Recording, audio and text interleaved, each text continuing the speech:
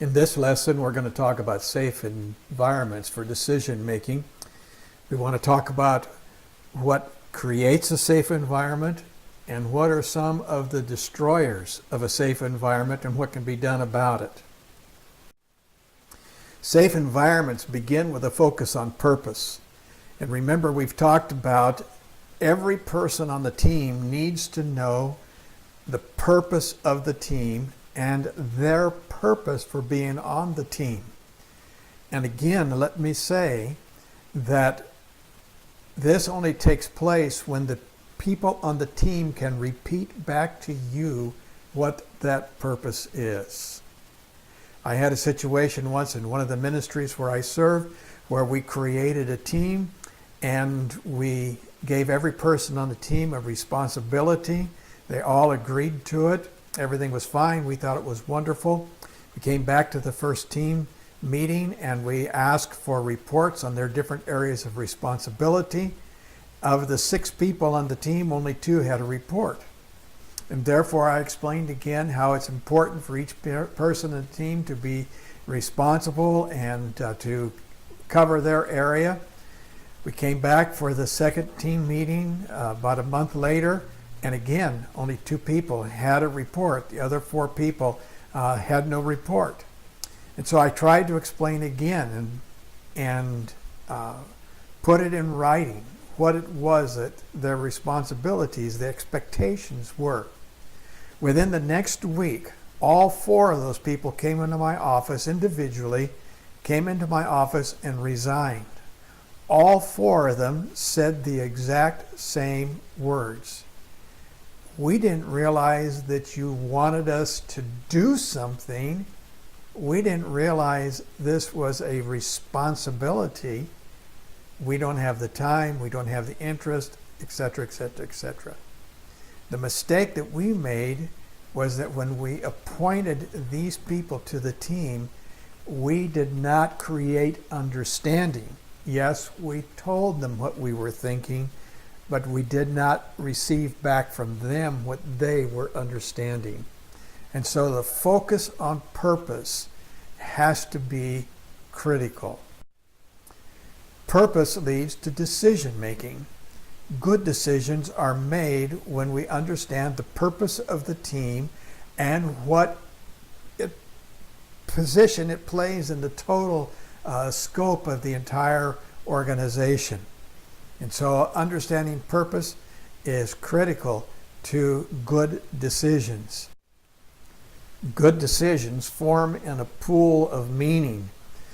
And this is when every person on the team brings meaning to the discussion, to the decision. They share what they know, they share what their feelings are, what their research has shown. And as the team members discuss, the team captain has to have the responsibility to be ever watchful for signs of discussion killers.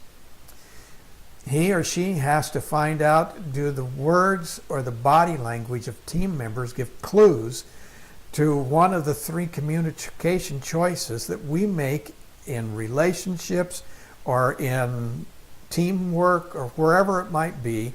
We have 3 choices when we feel like we are facing a discussion killer. We can either go to silence, which means we withdraw, we pull away, we no longer speak, we dismiss ourselves from the meeting, we begin to play with a game on our tablet. There are so many ways in which silence can be shown. Another choice is violence. Violence is when we attack the person back or we get defensive. Or interesting, some research has shown one of the most violent acts that a person can do is to roll their eyes, because rolling of the eyes is a sign of disrespect and contempt. And so the leader has a responsibility to begin to watch for these discussion killers. The third communication choice we have is grace, and that is to make sure that we use the biblical principles to handle difficult situations, such as the presence of a discussion killer.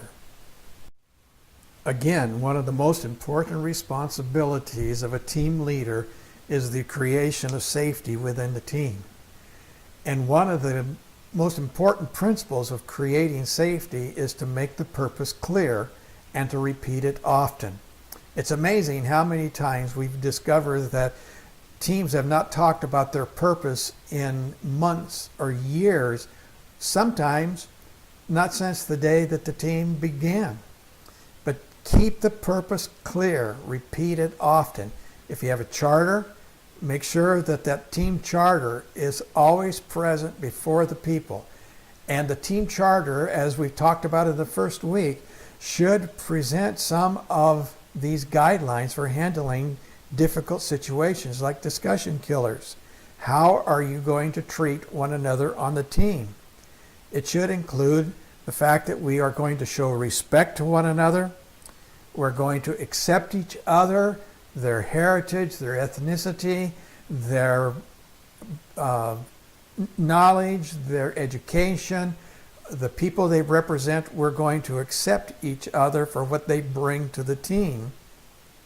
And we are determined that we are going to learn from one another. If we can keep the purpose clear, if we can keep the charter in front of the people, this will go great lengths for keeping the safe environment within the team. However, from time to time, discussion killers will arise. So let's talk about 3 of those discussion killers and what we can do about them. Discussion killer number 1 is that controlling person. Let's say that Bill introduces the agenda item, opens the pool of meaning, and all of a sudden Jim begins to speak up and he says, I know about these things. I deal with them at work. This is what is happening, and this is what we're going to do about it, and that's the end of discussion. And what Jim has done is he's thrown a huge rock right into the pool of meaning and splashed his information all over the team. And everybody's sitting there wondering, what do we do now? What do we say now? This sounds pretty definitive. Well, it's the team's leader that needs to make a choice. Is he or she going to choose silence, which means not do anything about what Jim has just said? Or is he or she going to promote safety as others are encouraged to share? In this situation, Bill needs to say, Jim, I appreciate your input. You've given us valuable information. Show him worth. However, in our team charter, which you signed, we agreed to hear from everyone. Therefore, before we make a decision, I would like to get input from some of the others. Tasha, what do you think?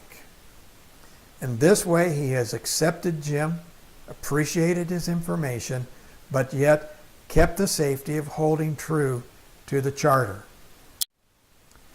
Discussion killer number 2 is what we call labeling.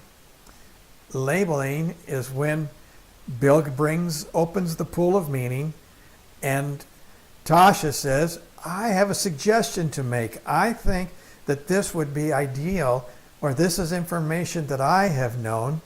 And then Jim, let's pick on Jim, says to Tasha, you're a kindergarten teacher. What do you know?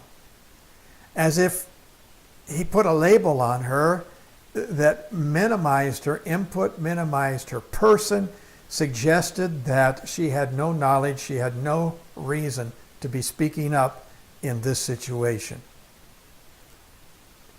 Tasha has 3 choices. She can put a wall around herself and withdraw. She can go to violence and she can attack Jim back, or she can show the grace as taught in the scriptures. However, Bill is the team leader. Once again, he faces the choice, silence or safety, and a return to purpose. Silence means he doesn't do anything about it. He lets Jim's labeling stand as if it didn't take place, and he tries to continue to conduct the meeting, not understanding why others are afraid to share. Bill needs to say, Jim, in our team charter, which you signed, we agreed to show respect to each other. I need for you to hold to that. In this way, once again, he's not coming down on Bill's not coming down on Jim based upon his own feelings. but yet he's referring back to a charter which Jim helped to write and which Jim signed, and therefore he's simply reminding him of what he had agreed to when this committee, when this team began to function. Decision killer number 3, similar a little bit to the last one, but even more harsh, is the concept of attacking. Bill opens the pool of meaning.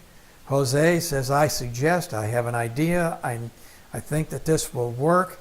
And then Jim just bulldozes into him and says, you try that and I'll make sure that you get kicked out.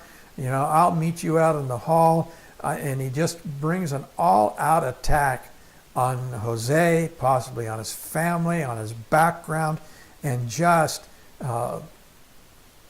hits him hard in front of all of the other team members. Now, Jose has the 3 choices that Tasha had. Silence. He can build this wall around himself, withdraw from the team, not do anything. Or he can go to violence and he can attack Jim back. Or he can show the grace that the scripture teaches about. However, again, Bill, the team leader, has a responsibility. He has a choice to make. Silence or safety and a return to purpose. At this point, I would suggest that Bill would say, let's take a 5-minute recess. Jim, can we talk? And then he takes Jim someplace in private, and the 2 of them discuss what just happened. Safe environments begin with a focus on purpose, but purpose requires decision making. Good decision making requires input of every person on the team into a pool of meaning, and to be able to put that input there with the safety of being accepted, being respected, and a total overall environment of safety. This is the leader's responsibility to make sure that that safety is maintained.